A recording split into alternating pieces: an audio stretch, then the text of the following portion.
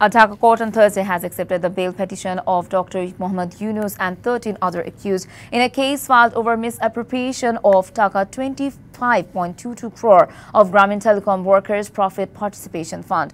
Dhaka Special Judge Court 4 Judge Syed Arafat Hussain granted them the bail in the case following an application filed by the Dr. Yunus lawyer on Thursday morning. The judge fixed June 2 for hearing on charge framing in the case. However, around 11:20 a.m. on Thursday, Dr. Mohammad Yunus reached the court and sought bail. On April 3rd, Dhaka Metropolitan Senior Special Judge Court took the charge sheet into cognizance for beginning the trial against Dr. Yunus and 13 others in money laundering case.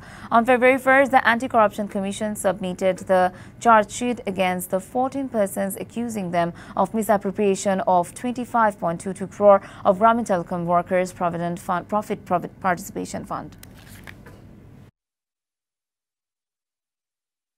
1, 2, 3 ঢাকায় জমি জিতে নিন 100% cashback সহ 20 কোটি টাকার পুরস্কার।